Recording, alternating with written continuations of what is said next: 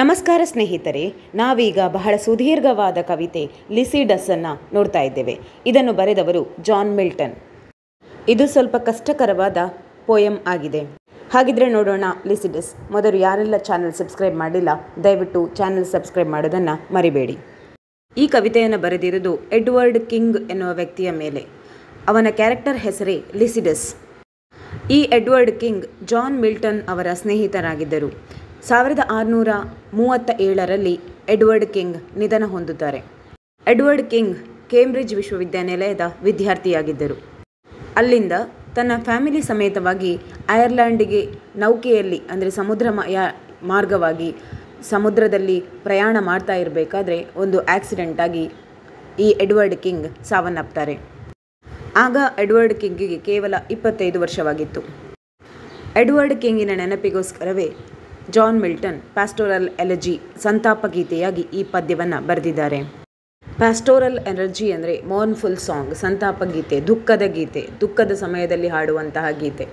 ಇಲ್ಲಿ ಪದ್ಯದ ಆರಂಭದಲ್ಲಿ ಸ್ಪೀಕರ್ ಆಗಿದ್ದ ಪೋಯೆಟ್, ಕವಿ ಸ್ಪೀಕರ್ ಆಗಿ ಪ್ರಕೃತಿಯಲ್ಲಿರುವಂತಹ ಸುತ್ತಮುತ್ತ ಇರುವಂತಹ ಲಿವಿಂಗ್ ಬೀಯಿಂಗ್ಸ್ ಏನಿದೆ ಅಥವಾ ಪ್ರಾಣಿ ಪಕ್ಷಿಗಳು, ಗಿಡ ಮರಗಳು, ಅವುಗಳೊಂದಿಗೆ ತನ್ನ ಗೆಳೆಯನ ಕುರಿತಾಗಿ ಮಾತಾಡ್ತಾ ಇರ್ತಾರೆ. ಹಾಗಿದ್ರೆ ಬನ್ನಿ ನೋಡೋಣ ಪದ್ಯದ line by line explanation. At once more ಅಂದರೆ ಇನ್ನೊಮ್ಮೆ. ಓ ಎ ಲಾರೆಲ್ಸ್, ಲಾರೆಲ್ಸ್ ಅಂದರೆ ಅದೊಂದು ರೀತಿಯ ಮರ. ಇಲ್ಲಿ ಕವಿ ಆ ಮರದೊಂದಿಗೆ ಹೇಳ್ತಾ ಇದ್ದಾರೆ, ನಾನು ಇನ್ನೊಂದು ಸಲ ನಿನ್ನನ್ನು ಭೇಟಿಯಾಗಲು ಬಂದೆ. Hey mortals brown with ivy never safe, ಅದು ಒಂದು ಜಾತಿಯ ಮರವಾಗಿದ್ದು ನಾವು ಕೈಗೆ ಹಾಕುವ ಮೆಹಂದಿ ಇದೆಯಲ್ಲ ಅದೇ ರೀತಿಯ ಮರವಾಗಿದೆ. ಇನ್ನೊಂದ್ಸಲ ನೋಡುವುದಾದರೆ ಮೊದಲನೇ 2 ಲೈನ್ಗಳಲ್ಲಿ ಸ್ಪೀಕರ್ ಆಗಿರುವ ಪೋಯೆಟ್ ಹೇಳ್ತಾರೆ, ನಾನು 2 ಜಾತಿಯ ಮರಗಳನ್ನು ಉದ್ದೇಶಿಸಿ ಇಲ್ಲಿ ಮಾತಾಡ್ತಾರೆ. ನಾನು ಇನ್ನೊಂದ್ಸಲ ನಿಮ್ಮ ಹತ್ರ ಬರ್ತಾ ಇದ್ದೇನೆ. ಇಲ್ಲಿ 2ನೇ ಸಾಲಿನ ಕೊನೆಗೆ ಅವರು ಹೇಳುವಂಥದ್ದು, ನೀನು ಒಣಗ್ತಾ ಇದ್ದಿ, ಮರವನ್ನು ಉದ್ದೇಶಿಸಿ ಹೇಳ್ತಾರೆ, ನೀನು ಒಣಗ್ತಾ ಇದ್ದಿ, ನೀನು ಒಣಗಬಾರದು. I come to pluck your berries harsh and crude, ನಾನಿಲ್ಲಿ ಬಂದಿರುವುದು ನಿನ್ನಿಂದ ಹಣ್ಣುಗಳನ್ನು ಕೀಳಲು. And with forced fingers rude, ನನ್ನ ಬಲವಾದ ಕೈಗಳಿಂದ ನಿನ್ನ ಹಣ್ಣುಗಳನ್ನು ಕೀಳಲು ಬಂದಿದ್ದೇನೆ. Shatter your leaves before the mellowing year, ನಾನಿನ್ನ ಎಲೆಗಳನ್ನು ಅಥವಾ ಲೀವ್ಸ್ ಏನಿದೆ ಅದನ್ನು ಸಣ್ಣದು ಮಾಡಲಿಕ್ಕೆ ಅಥವಾ ಅದನ್ನು ತುಂಡರಿಸಲಿಕ್ಕೆ ಬಂದಿದ್ದೇನೆ. ಮೆಲೋಯಿಂಗ್ ಇಯರ್ ಅಂದರೆ ನೀನು ಬೆಳೆಯುವಂತಹ ಮೊದಲೇ, ನೀನು ಬೆಳವಣಿಗೆ ಹೊಂದುವ ಮೊದಲೇ ನಾನು ನಿನ್ನನ್ನು ತುಂಡರಿಸಿ ಬಿಡುತ್ತೇನೆ. ಇಲ್ಲಿ ಕವಿತೆಯ ಮೊದಲಿನ 4 ಸಾಲುಗಳಲ್ಲಿ ಹೇಳ್ತಾ ಇರೋದು ಪ್ರಕೃತಿಯಲ್ಲಿರುವ ಬೇರೆ ಬೇರೆ ವಸ್ತುಗಳಲ್ಲಿ ಅದನ್ನು ಉದ್ದೇಶಿಸಿ ಮಾತಾಡ್ತಾ ಇದ್ದಾರೆ. ಮೊದಲನೇದಾಗಿ ಕವಿ ಮರಗಳ ಕುರಿತು ಮಾತಾಡ್ತಾ ಹೇಳ್ತಾ ಇದ್ದಾರೆ, ನಾನು ನಿಮ್ಮನ್ನು ಕತ್ತರಿಸಿ ಬಿಡುತ್ತೇನೆ, ನಿಮ್ಮ ಬೆಳವಣಿಗೆಯನ್ನು ಕುಂಠಿತಗೊಳಿಸುತ್ತೇನೆ, ನೀವು ಯಾವುದೇ ರೀತಿಯಲ್ಲಿ ಬೆಳೆಯಲು ಸಹಕರಿಸುವುದಿಲ್ಲ ಅನ್ನೋದನ್ನು ಇಂಡೈರೆಕ್ಟಾಗಿ ಅವರ ಆತ್ಮೀಯ ಗೆಳೆಯ ತುಂಬ ಸಣ್ಣ ಪ್ರಾಯದಲ್ಲಿ ತೀರ್ಕೊಂಡ ಆ ನೆನಪುಗಳನ್ನು ಅವರು ಸಂತಾಪ ಗೀತೆಯಾಗಿ ಹೇಳ್ತಾ ಇದ್ದಾರೆ, ದುಃಖಿಸ್ತಾ ಇದ್ದಾರೆ. Bitter constraint and sad occasion dear, ಕವಿ ಇಲ್ಲಿ ತನ್ನ ಗೆಳೆಯನನ್ನು ನೆನೆಸಿಕೊಂಡು ಹೇಳ್ತಾರೆ, ನನಗೆ ಈ ಜೀವನ ಸಾಕಾಗಿ ಹೋಗಿದೆ, ತುಂಬ ದುಃಖಕರವಾಗ್ತಾ ಇದೆ ಅಂತ ಹೇಳ್ತಾರೆ. ಸ್ಯಾಡ್ ಒಕೇಶನ್ ಡಿಯರ್ ಅಂದರೆ ಬಹಳ ಬೇಸರವನ್ನು ಕೊಡುವಂತಹ ಒಂದು ಇನ್ಸಿಡೆಂಟ್ ನಡೆದು ಹೋಯಿತು. Compels me to disturb your season due, compels ಅಂದರೆ ನನ್ನ ಕಂಟ್ರೋಲಲ್ಲಿ ಇಲ್ಲದೆ ಇನ್ನೊಬ್ರು ಯಾರೋ ನನ್ನನ್ನು ಈ ಕೆಲಸ ಮಾಡಿಸ್ತಾ ಇದ್ದಾರೆ, ನಿಮ್ಮ ಬಳಿ ಅಳುವಂತೆ ಮಾಡ್ತಾ ಇದ್ದಾರೆ, ನಿಮ್ಮ ಬೆಳವಣಿಗೆಯನ್ನು ನಾನು ಕುಂಠಿತಗೊಳಿಸ್ತೇನೆ ಅಂತ ಸವಾಲು ಹಾಕುವ ಹಾಗೆ ಮಾಡ್ತಾ ಇದ್ದಾರೆ. ಲಿಸಿಡಸ್ ಈಸ್ ಡೈಡ್, ಲಿಸಿಡಸ್ ತೀರ್ಕೊಂಡಿದ್ದಾನೆ. ಲಿಸಿಡಸ್ ಅಂದರೆ ಕವಿಯ ಗೆಳೆಯ, ತುಂಬ ಸಣ್ಣ ಪ್ರಾಯದಲ್ಲೇ ತೀರ್ಕೊಂಡಿದ್ದಾನೆ. For Lycidas young Lycidas and hath not left his peer, ಅವನ ಜೀವನ ತುಂಬ ಸುಂದರವಾಗಿತ್ತು, ಅವನು ತನ್ನ ಸಹಚರನನ್ನು ಬಿಟ್ಟು ಕೊಟ್ಟಿರಲಿಲ್ಲ. Who would not sing for Lycidas, who would ಅಂದರೆ ಐ ವುಡ್ ನಾಟ್, ನಾನು ಲಿಸಿಡಸ್ಸಿಗಾಗಿ ಈ ಪದ್ಯವನ್ನು ಬರೆದಿಲ್ಲ. He knew himself to sing and build a lofty rhyme, ಈ ಸಾಲುಗಳು ಸ್ವಲ್ಪ ಟ್ರಿಕ್ಕಿ ಆಗಿದೆ. ನಾನು ಅವನಿಗೋಸ್ಕರ ಪದ್ಯವನ್ನು ಬರೆಯೋದಿಲ್ಲ, ನಾನು ಅವನಿಗೋಸ್ಕರ ಕವಿತೆಯನ್ನು ಬರೆಯೋದಿಲ್ಲ, ಯಾಕಂದರೆ ಅವನೇ ದೊಡ್ಡ ಕವಿಯಾಗಿದ್ದಾನೆ, ಅವನಷ್ಟಕ್ಕೆ ಕವಿತೆ ಬರೆಯುವ ಸಾಮರ್ಥ್ಯವನ್ನು ಹೊಂದಿದ್ದಾನೆ. He must not float upon his watery bier unwept and welter to the parching wheel, ಇಲ್ಲಿ ಲಿಸಿಡಸ್ಸನ್ನು ಲವಾಟ್ರಿ ಬೇರ್ ಅಂದರೆ ನೀರಿನ ರೀತಿಯ ಸಮಾಧಿಯ ಮೇಲೆ ಮಲಗಿಸಿದ್ದಾರೆ. ಇಲ್ಲಿ ಮಲಗಿಸುವ ಅಗತ್ಯ ಇರಲಿಲ್ಲ, ನಾವು ಅಳಬೇಕಿತ್ತು. Without the meed of some melodious tear, ನಾವು ಅವನಿಗೋಸ್ಕರ ಅಳಲಿಲ್ಲ, ನಾವು ಅಳಬೇಕಿತ್ತು. ಹಾಗಾಗಿ ಅನ್ವೆಪ್ಟಾಗಿ ಅಂದರೆ ಅಳುವ ಸ್ಥಿತಿಯಲ್ಲಿ ಇಡಬೇಕಿತ್ತು. ನಮ್ಮ ಮೆಲೋಡಿಯಸ್ ಟೀರ್ ಅಂದರೆ ನಮ್ಮ ಕಣ್ಣೀರಿನ ಸಂತಾಪ ಗೀತೆ ಅವರಿಗೆ ಸಲ್ಲಬೇಕಾಗಿತ್ತು. ಇಲ್ಲಿ ಮೀಡ್ ಅಂದರೆ ರಿವಾರ್ಡ್, ಬಹುಮಾನ ಅಥವಾ ಉಡುಗೊರೆ. ಇಲ್ಲಿಗೆ ಮೊದಲನೇ ಸ್ಟ್ರಾನ್ಜಾ ಮುಗೀತದೆ. ಇಲ್ಲಿ ಲಿಸಿಡಸ್ ನೀರಿನಲ್ಲಿ ಮುಳುಗಿ ಡೆತ್ ಆಗಿದ್ದ.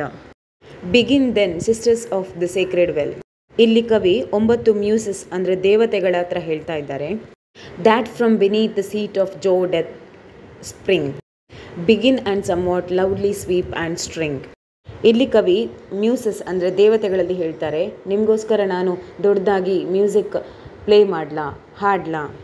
ಸ್ವೀಪ್ ದ ಸ್ಟ್ರಿಂಗ್ ಅಂದರೆ ಜೋರಾಗಿ ಹಾಡನ್ನು ಹಾಡಲೆ. ಇದರಿಂದ ಲಿಸಿಡಸ್ನ ಕುರಿತಾಗಿ ಪದ್ಯ ಬರೆಯಲು, ಕವಿತೆ ಬರೆಯಲು ನನಗೆ ಇನ್ಸ್ಪಿರೇಷನ್ ಸಿಗುತ್ತದೆ. ನನಗೆ ತಕ್ಷಣಕ್ಕೆ ಏನಾದರೂ ಇನ್ಸ್ಪಿರೇಷನ್, ಸ್ಫೂರ್ತಿ ಸಿಗಬೇಕು. ಇಲ್ಲಿ ಕವಿ ಹೇಳ್ತಾರೆ, ನನಗೆ ಲಿಸಿಡಸ್ ಮೇಲೆ ಪದ್ಯ ಬರೆಯಲು ತಕ್ಷಣಕ್ಕೆ ಯಾವುದಾದ್ರೂ ಒಂದು ಸ್ಫೂರ್ತಿಯ ಅಗತ್ಯತೆ ಇದೆ. ನೀವುಗಳು ನಿಮ್ಮ ಮ್ಯೂಸಿಕ್ಕನ್ನು ದೊಡ್ಡದಾಗಿ ಜೋರಾಗಿ ಬಾರಿಸಿ. Hence with denial vain and coy excuse. ನಾನು ಇನ್ನು ತುಂಬ ತಡ ಮಾಡೋದು ಅಗತ್ಯತೆ ಇಲ್ಲ, ತಡ ಮಾಡಲೂಬಾರ್ದು. ನಾನು ಎಕ್ಸ್ಕ್ಯೂಸ್ಗಳನ್ನು ತುಂಬ ತಗೊಳ್ಳೋ ಹಾಗಿಲ್ಲ, ನಾನು ತಕ್ಷಣಕ್ಕೆ ಪದ್ಯ ಬರೀಲೇಬೇಕು. So may some gentle muse. ಇಲ್ಲಿ ಕವಿ ಜೆಂಟಲ್ ಮ್ಯೂಸ್ ಹತ್ರ ಪ್ರಾರ್ಥನೆ ಮಾಡ್ತಾ ಇದ್ದಾರೆ, ನೀನು ನನಗೆ ಸಹಾಯ ಮಾಡ್ತೀಯಾ. With lucky words favour my destined urn. ಮುಂದಕ್ಕೆ ನಾನು ಮರಣ ಹೊಂದಿದಾಗ ನನ್ನ ಅಸ್ಥಿಯನ್ನು ಇಡುವಂತಹ ಪೆಟ್ಟಿಗೆ ಏನಿದೆ. ಹಾಗೆ ಹೇಳ್ತಾ ಕ್ರಿಶ್ಚಿಯಾನಿಟಿಯಲ್ಲಿ ಅರ್ನ ಇಡುವಂಥದ್ದು ಅಥವಾ ಭಸ್ಮದ ಕಲಶ ಇಡುವ ಪದ್ಧತಿ ಇಲ್ಲ. ಕವಿ ಮುಂದುವರಿಸ್ತಾ ಹೇಳ್ತಾರೆ, and as he passes turn and bid fair peace be to my sable shroud. ಕೊನೆಯ 3 ಲೈನ್ಗಳಲ್ಲಿ ಕವಿ ಹೇಳ್ತಾರೆ, ಮುಂದೆ ನಾನು ಮರಣ ಹೊಂದಿದಾಗ ನನ್ನ ಭಸ್ಮವನ್ನಿಟ್ಟ ಕಲಶದ ಹತ್ರ ಬಂದು ಬೇರೆ ಇನ್ಯಾವುದೋ ಫ್ಯೂಚರಲ್ಲಿ ಕವಿಗಳು ನನ್ನಂತೆಯೇ ಸಂತಾಪ ಗೀತೆಯನ್ನು ಬರೆದು ರೆಸ್ಟ್ ಇನ್ ಪೀಸ್ ಅಂತ ಬರೆದು ಬಿಡ್ತಾರೆ. ಇಲ್ಲಿ ಬಿಡ್ ಫೇರ್ ಪೀಸ್ ಅಂದರೆ ರೆಸ್ಟ್ ಇನ್ ಪೀಸ್ ಎಂದು ಅರ್ಥ. ಸೇಬಲ್ ಶೌರ್ಡ್ ಅಂದರೆ ಕಪ್ಪಗಿನ ಶವಪೆಟ್ಟಿಗೆ. ಇಲ್ಲಿ ಪುನಃ ಕವಿ ಲಿಸಿಡಸ್ ಕುರಿತಾಗಿ ಹೇಳುತ್ತಿದ್ದಾರೆ, for we were nursed upon the selfsame hill.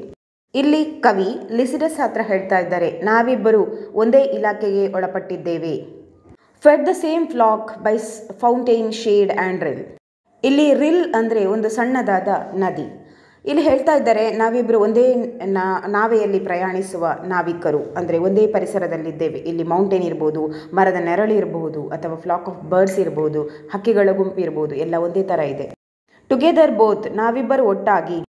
Air the high lawns appeared under the opening eyelids of the morn. ನಾವಿಬ್ಬರು ಜೊತೆಯಾಗಿ ಸೂರ್ಯೋದಯವನ್ನು ನೋಡಿದ್ದೇವೆ, ಹಾಗೂ ಈಗ ಒಟ್ಟಾಗಿ ಇದೇ ಪರ್ವತಗಳು, ನದಿ ಕಣಿವೆಗಳು ಅಥವಾ ಹಕ್ಕಿಗಳ ಗುಂಪಿನೊಟ್ಟಿಗೆ ಬೆರೀತಾ ಇದ್ದೇವೆ. ವಿ ಡ್ರೋ ಫೀಲ್ಡ್ ಅಂದರೆ ನಾವು ಈ ಫೀಲ್ಡಲ್ಲಿ, ಈ ಹುಲ್ಲುಗಾವಲಿನಲ್ಲಿ ನಮ್ಮ ಪಶು ಪ್ರಾಣಿ ಪಕ್ಷಿಗಳೊಂದಿಗೆ ಓಡಾಡ್ತಾ ಇದ್ದೇವೆ, ಅಂದರೆ ಒಂದು ರೀತಿಯಲ್ಲಿ ಗೈಡ್ ಮಾಡ್ತಾ ಇದ್ದೇವೆ. ಆ್ಯಂಡ್ ಬೋತ್ ಟುಗೆದರ್ ಹರ್ಡ್, ನಾವಿಬ್ಬರೂ ಕೇಳಿದ್ದೇವೆ. What time the grey fly winds her sultry horn.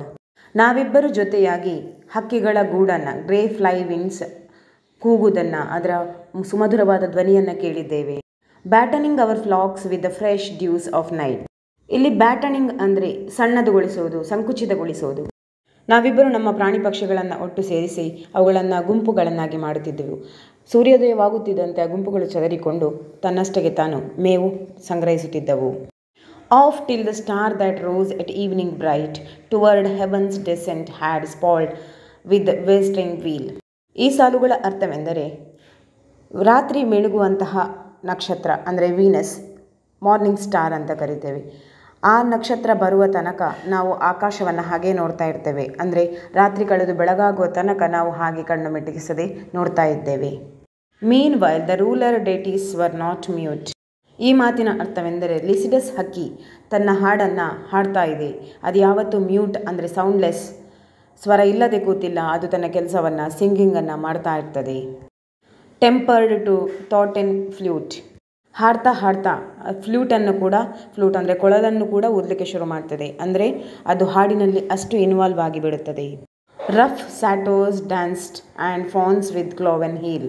ಲಿಸಿಡಸ್ ಹಾಡ್ತಾ ಇರುವ ಆ ಸಂಗೀತದ ಟ್ಯೂನ್ನಲ್ಲೇ ಸ್ಯಾಟಿಯರ್ಸ್ ಡ್ಯಾನ್ಸ್ ಮಾಡ್ತಾ ಇರ್ತದೆ. From the glad sound would not be absent long and old Damoetas loved to hear our song. ಈ ಮಾತಿನ ಅರ್ಥ, ಅದು ಎಷ್ಟೊಂದು ಸುಂದರವಾದ ಗೀತೆಯನ್ನು ಹಾಡ್ತಾ ಇದೆ, ಎಷ್ಟೊಂದು ಗ್ಲ್ಯಾಡ್ ಆಗಿರೋ ಟ್ಯೂನನ್ನು ಹಾಡ್ತಾ ಇದೆ. ಓಲ್ಡ್ ಡೆಮಿಟಿಯಸ್ ಕೂಡ ಅದರಲ್ಲಿ ಪ್ರೀತಿಯನ್ನು ಹೊಂದುತ್ತದೆ, ಅದರಲ್ಲಿ ಅನುಕಂಪವನ್ನು, ಸಹಾನುಭೂತಿಯನ್ನು ತೋರಿಸ್ತದೆ. ಕವಿ ತನ್ನ ಮುಂದುವರಿಸ್ತಾ ಇಲ್ಲಿ ಕೆಲವು ನಕಾರಾತ್ಮಕ ಅಂಶಗಳನ್ನು ಹೇಳುತ್ತಾರೆ. But oh heavy change now thou art gone. ತುಂಬ ಚೇಂಜ್ಗಳನ್ನು ನೋಡ್ತಾ ಇದ್ದೇವೆ. ನಾವು ದೌ ಆರ್ಟ್ ಗಾನ್, ಈಗ ಆರ್ಟ್ ಕಲೆ ಏನಿದೆ ಹೋಗಿದೆ. ನಾವ್ thou art gone and never must return. ಈಗ ಅದು ಕಳೆದು ಹೋಗಿದೆ, ಹೊರಟು ಹೋಗಿದೆ, ಇನ್ಯಾವತ್ತದು ಪುನಃ ಬರೋದು ಸಾಧ್ಯವಿಲ್ಲ. The shepherd, the woods and desert caves with wild rhythm and the gadding vine over ground. ಪ್ರತಿಯೊಂದು ಕೂಡ ನಿನ್ನ ಸಾವಿನ ಕುರಿತಾಗಿ ಕಣ್ಣೀರನ್ನು ಸುರಿಸ್ತಾ ಇದೆ, ಸಂತಾಪ ಗೀತೆಯನ್ನು ಹಾಡ್ತಾ ಇದೆ, ದುಃಖಿಸ್ತಾ ಇದೆ. ಇಲ್ಲಿ ಇದ್ದಂತಹ ಲಿಸಿಡಸ್ ಅಥವಾ ಶೆಫರ್ಡ್ ಇಲ್ಲಿರುವ ಪರಿಸರದಲ್ಲಿರುವ ಪ್ರತಿಯೊಂದರ ಮೇಲೂ ತನ್ನ ಪರಿಣಾಮವನ್ನು ಬೀರಿದೆ. ಅದು ಮರ ಇರ್ಬೋದು, ಅಥವಾ ಮರಳುಗಾಡಿ ಇರ್ಬೋದು, ಅಥವಾ ಗುಹೆಗಳಿರಬಹುದು, ಪ್ರತಿಯೊಂದರ ಮೇಲೆ ತನ್ನ ಇಂಪ್ಯಾಕ್ಟನ್ನು ಬೀರಿದೆ. And all their echoes mourn, ಪ್ರತಿಯೊಂದು ಪ್ರತಿಧ್ವನಿ ಕೂಡ ಸಂತಾಪ ಗೀತೆಯನ್ನು ಹಾಡ್ತಾ ಇದೆ, ಬೇಸರವನ್ನು ವ್ಯಕ್ತಪಡಿಸ್ತಾ ಇದೆ, ಅಳ್ತಾ ಇದೆ, ಬೇಸರಿಸ್ತಾ ಇದೆ. ದ ವಿಲ್ಲೋಸ್ ಆ್ಯಂಡ್ ಹೇಸಲ್ ಕಾಪ್ಸಸ್ ಗ್ರೀನ್, ವಿಲ್ಲೋಸ್ ಮತ್ತು ಹೇಸಲ್ ಅನ್ನುವ ಮರಗಳು ಕೂಡ ಹಸಿರಾಗಿದ್ದರೂ ತುಂಬ ದುಃಖ ಪಡ್ತಾ ಇದೆ.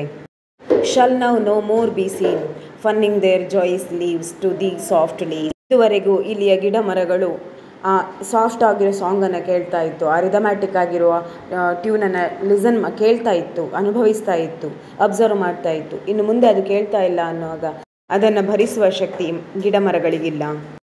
As killing as the canker to the rose, canker ಅನ್ನೋದೊಂದು ರೋಗವಾಗಿದ್ದು ಇದು ಗುಲಾಬಿ ಹೂಗಳಿಗೆ ಬರುತ್ತದೆ ಮತ್ತು ಅದು ಸಾಯುವಂತೆ ಮಾಡುತ್ತದೆ. Or taint worm to the weanling herds that graze, ಇಲ್ಲಿ ಟೈಂಟ್ ಅನ್ನೋ ವರ್ಮ್ ಈ ಚಿಗುರುಗಳನ್ನೆಲ್ಲ ಸಾಯುವಂತೆ ಕಡಿದು ಹಾಕ್ತದೆ, ಕೊಲ್ಲುತ್ತದೆ. ಆರ್ ಫ್ರಾಸ್ಟ್ ಟು ಫ್ಲವರ್ಸ್, ಅರಳ್ತಾ ಇರುವಂತಹ ಇನ್ನೇನು ಜಗತ್ತನ್ನು ನೋಡ್ತಾ ಇರುವ ಆ ಹೂವಿನ ಮೇಲೆ ಹಿಮದ ನಾಶಿಗಳು, ಹಿಮದ ಬಡ್ಡೆಗಳು ಬೀಳ್ತವೆ. ದ್ಯಾಟ್ ದೇರ್ ಗೇ ವಾರ್ಡ್ರಾಡ್ ವೇರ್, ಇದೇ ರೀತಿಯಾಗಿ ಲಿಸಿಡಸ್ನ ಡೆತ್ ಕೂಡ, ಸಾವು ಕೂಡ ಆಗಿತ್ತು. When first the white thorn blow such Lycidas thy lost shepherd's ear, ಅಂದರೆ ಲಿಸಿಡಸ್ನ ಸಾವು ಕೂಡ ಅದೇ ರೀತಿ ಆಗಿದೆ. ವೇರ್ ವರ್ ಎ ನಿಮ್ಸ್, ಇಲ್ಲಿ ನಿಮ್ಸ್ನ ಹತ್ರ ಕವಿ ಮಾತಾಡ್ತಾ ಇದ್ದಾರೆ. ನಿಮ್ಸ್ ಅಂದರೆ ಅಪ್ಸರೆ, ಒಂದು ರೀತಿಯ ದೇವತೆ. ಲಿಸಿಡಸ್ ನ ಕುರಿತಾಗಿ ನಿಮ್ಸ್ ಹತ್ರ ಹೇಳ್ತಾರೆ, ನೀನು ಎಲ್ಲಿದ್ದಿ? When the remorseless deep closed over the head of your loved Lycidas, ನೀನು ಬಹಳವಾಗಿ ಪ್ರೀತಿಸುತ್ತಿದ್ದ ಲಿಸಿಡಸ್ ಅಂತಹ ಸಮುದ್ರದ ಒಳಗಡೆ ಅಷ್ಟೂ ನೀರಿನ ಮಧ್ಯದಲ್ಲಿ ಸಿಕ್ಕಿಕೊಂಡು ಪ್ರಾಣವನ್ನು ಬಿಡಬೇಕಾದ್ರೆ ನೀನು ಎಲ್ಲಿದ್ದಿ? ನಿನಗೆ ಅಷ್ಟೊಂದು ಪ್ರೀತಿ ಇತ್ತಲ್ಲ, ನೀನು ಎಲ್ಲಿದ್ದಿ ಅಂತ ಪೋಯಿಟ್ ಕೇಳ್ತಾರೆ. For neither var A playing on the steep, ನಾನು ಜನರಲ್ ಆಗಿ ಅದೇ ಸ್ಟೀಪಲ್ಲಿ ಆಟ ಆಡ್ತಾ ಇದ್ದೆ, ನಾನು ಯಾವತ್ತೂ ಅಲ್ಲೇ ಇರ್ತಿದ್ದೆ. ಆದರೆ ವೆನ್ ಲಿಸಿಡಸ್ ತೀರ್ಕೊಂಡಾಗ ನಾನು ಅಲ್ಲಿ ಇರಲಿಲ್ಲ. Where your old bards the famous Druids lie, Druids ಅಂದರೆ ರೋಮನ್ ಪೀರಿಯಡಲ್ಲಿ ಅವನು ನಂಬ್ತಾ ಇದ್ದಂತಹ ಪ್ರೀಸ್ಟ್, ಒಬ್ಬ ಪೌರೋಹಿತ್ಯ ಮಾಡ್ತಾ ಇದ್ದ ವ್ಯಕ್ತಿ. ಆ ಡ್ಯೂಡ್ಸ್ ಕೂಡ ಇರಲಿಲ್ಲ, ಅದರೊಟ್ಟಿಗೆ ದೇವತೆಯಾದ ಅಥವಾ ನಿಮ್ಸ್ ಎಂದು ಕರೆಯಲ್ಪಡುವ ನೀನು ಕೂಡ ಇರಲಿಲ್ಲ. ಯಾರೂ ಅಲ್ಲಿ ಇರಲಿಲ್ಲ, ನೀನೂ ಇರಲಿಲ್ಲ, ಅದರೊಂದಿಗೆ ಡ್ಯೂಡ್ಸ್ ಅಂದರೆ ಪ್ರೀಸ್ಟ್ ಕೂಡ ಅಲ್ಲಿ ಇರಲಿಲ್ಲ. Nor on the shaggy top of Mona high, shaggy top of ಮೋನಾದ ಮೇಲೆ ಕೂಡ ನೀನಿರಲಿಲ್ಲ, ಅಂದರೆ ಎತ್ತರವಾದ ಪ್ರದೇಶಗಳಲ್ಲಿಯೂ ನೀನಿರಲಿಲ್ಲ. Nor at where Deva spreads her wizard stream, ದೇವತೆ ಹತ್ರ ಕವಿ ಹೇಳ್ತಾರೆ, ನೀನಲ್ಲಿ ಹರಿತಾ ಇದ್ದ ನದಿಯಲ್ಲಿ ಒಂದು ಮಾಂತ್ರಿಕವಾದಂತಹ ನೀರು ಹರಿತಾ ಇತ್ತು, ಅಲ್ಲಿ ಕೂಡ ನೀನಿರಲಿಲ್ಲ. ಐ ಫೌಂಡ್ಲಿ ಡ್ರೀಮ್, ಇಲ್ಲಿ ಕವಿ ಹೇಳ್ತಾ ಇದ್ದಾರೆ, ನಾನು ಸ್ವಪ್ನವನ್ನು ಅಂದರೆ ಕನಸನ್ನು ಕಾಣ್ತಾ ಇದ್ದೆ, ನಾನು ಇದುವರೆಗೂ ಕನಸು ಕಾಣುತ್ತಿದ್ದೆ, ಆದರೆ ಅದು ಯಾವುದೂ ಈಡೇರಲಿಲ್ಲ. ಹ್ಯಾಡ್ ಎ ಬಿನ್ ದೇರ್, ಈ ಸಾಲುಗಳ ಅರ್ಥ ನೀವಿದುವರೆಗೂ ಇದ್ದರು, ನೀವೆಲ್ಲ ಇದ್ದರು, ಏನು ಮಾಡಿದ್ರಿ, ನಿಮ್ಮಿಂದ ಏನು ಪ್ರಯೋಜನವಾಯಿತು, ನೀವೇನು ಮಾಡಲಿಕ್ಕೆ ಸಾಧ್ಯ ಆಯಿತು. For what could that have done, what could the muse herself the Orpheus bore, the muse herself for her enchanting son whom universal nature did lament. ಸಾಲಿನ ಅರ್ಥ, ಗ್ರೀಕ್ ಮೈಥಾಲಜಿಯಲ್ಲಿ ಒಬ್ಬ ಕವಿ ಇದ್ದರು, ಅವರ ಹೆಸರು ಓಫಿಯಸ್. ಆ ಕವಿಯ ತಾಯಿಯ ಹೆಸರೇ ಮ್ಯೂಸ್. ಆ ಮ್ಯೂಸ್ ತನ್ನ ಮಗನ ಪ್ರಾಣವನ್ನು ಹೋಗಲಿಕ್ಕೆ ಬಿಡೋದಿಲ್ಲ, ತಡಿತಾಳೆ. ಲಿಸಿಡಸ್ಸಿನ ಸಾವಿನಿಂದಾಗಿ ಇಡೀ ವಿಶ್ವ ಅವನಿಗೋಸ್ಕರ ಆಳ್ತಾ ಇದೆ. Alas what boots it with incessant care to tend the homely slighted shepherd's trade. Alas ಅಂದರೆ ಆಶ್ಚರ್ಯಪೂರಿತವಾಗಿ ಹೇಳ್ತಾ ಇದ್ದಾರೆ, ನಿಮ್ಗೆ ಇದರಿಂದ ಏನು ಪ್ರಯೋಜನವಿತ್ತು ಅಂತಹ ಮುಗ್ಧ ಜೀವವನ್ನು ತೆಗೆದು, ಅಂತಹ ಶೆಫರ್ಡ್ ರೀತಿ ಇದ್ದವನ ಜೀವನ ಯಾಕೆ ತೆಗೆದ್ರಿ. And strictly meditate the thankless muse, ಕೃತಜ್ಞತೆ ಇಲ್ಲದ ಮ್ಯೂಸಿನಿಂದಾಗಿ ನಾವೇನಾದರೂ ಎಕ್ಸ್ಪೆಕ್ಟ್ ಮಾಡಲಿಕ್ಕೆ ಸಾಧ್ಯವಾ. ಇಲ್ಲಿ ಮ್ಯೂಸ್ ಅಂದರೆ ದೇವತೆ ಕೂಡ ಅರ್ಥ ಆಗ್ತದೆ. ಈ ಮ್ಯೂಸಿಗೆ ಲಿಸಿಡಸ್ಸಿಗೆ ಹೆಲ್ಪ್ ಮಾಡಬೇಕು ಅನ್ನುವ ಯಾವ ಇಂಟ್ರೆಸ್ಟು ಕೂಡ ಇಲ್ಲದ ಕಾರಣ ಅಂಥವರಿಂದ ನಾವೇನಾದರೂ ಎಕ್ಸ್ಪೆಕ್ಟ್ ಮಾಡ್ಬೋದಾ, ಅಥವಾ ಅವರನ್ನು ಮೆಡಿಟೇಟ್ ಮಾಡುವ ಅಗತ್ಯ ಇದೆಯಾ, ಪ್ರಾರ್ಥನೆ ಮಾಡುವ ಅಗತ್ಯ ಇದೆಯಾ. Were it not better done as others use, ಅಂದರೆ ಎಮರ್ಲೆಸ್ನೊಟ್ಟಿಗೆ ನಾವು ಶೇಡಲ್ಲಿ ಅಂದರೆ ಮರದಡಿಯಲ್ಲಿ ಆಟ ಆಡ್ತಿದ್ವಿ. Sports with Amaryllis in the shade, or with the tangles of Neaera's hair, ಮತ್ತು ನೇರಾನ ಹೇರ್ನ ಕೂದಲಿನೊಟ್ಟಿಗೆ ಕೂಡ ಆಟ ಆಡ್ತಾ ಇದ್ವಿ. Fame is the spur that the clear spirit doth raise. ಇದರಿಂದ ನಮಗೆ ಏನು ಪ್ರೇರಣೆ ಸಿಗ್ತದೆ ಅಂದರೆ, ಒಂದು ಕ್ಲಿಯರ್ ಸ್ಪಿರಿಟ್, ಒಂದು ನಿಜವಾದ ಸ್ಫೂರ್ತಿಯನ್ನು ತಂದುಕೊಡ್ತದೆ. That last infirmity of noble mind. Fame ಅನ್ನೋದು ನಮಗೆ ಇನ್ನೊಂದಷ್ಟು ಸ್ಪಿರಿಟನ್ನು ಕೊಡ್ತದೆ ಕೆಲಸ ಮಾಡಲಿಕ್ಕೆ. ಆದರೆ ಅದೇ ಫೇಮ್ ಒಂದು ನೋಬಲ್ ಮೈಂಡನ್ನು ಹಾಳು ಮಾಡಲಿಕ್ಕೆ ಕೂಡ ಕೆಲಸ ಮಾಡ್ತದೆ. ಇದರಿಂದ ಏನಾಗುತ್ತದೆ ಅಂದರೆ, ಜೀವನದ ಸೌಂದರ್ಯ ಅಥವಾ ಸತ್ವ ಏನಿದೆ ಅದು ಸಿಗೋದಿಲ್ಲ. ಬರೀ ಕೆಲಸ ಮಾಡೋದ್ರಲ್ಲೇ, ಶ್ರಮ ಪಡೋದ್ರಲ್ಲೇ ಆಗಿ ಹೋಗ್ತದೆ. To scorn delights and live laborious days but the fair guerdon when we hope to find. ನಾವು ಆ ರಿವಾರ್ಡನ್ನು, ಗಾರ್ಡನ್ ಅಂದರೆ ರಿವಾರ್ಡ್, ಅದನ್ನು ನಾವು ಸರಿಯಾಗಿ ತಗೊಳ್ತಾ ಇಲ್ಲ, ಅದರ ಮೇಲೆ ವಿಶ್ವಾಸವಿಡ್ತಾ ಇಲ್ಲ. And think to burst out into sudden blaze come to blind Fury with the ಟರ್ಬರ್ಡ್ shears and slits in thin spun life. And Fury ಅಂತ ಹೇಳೋದು ಸಾವನ್ನು ಅಥವಾ ಡೆತ್ತನ್ನು. ಕೊನೆಗೂ ನಮಗೆ ಫೇಮಿನ ರಿವಾರ್ಡ್ ಸಿಗ್ತಾ ಇದೆ. But not the praise Phoebus replied and touched my trembling ear. ಇವುಗಳೆಲ್ಲ ಅಂತಹದೇ ಕೆಲಸದೊಂದಿಗೆ ಬರ್ತವೆ, ಜೀವನವನ್ನು ಕಟ್ಟಿ ಹಾಕುವಂತೆ ಮಾಡುತ್ತದೆ.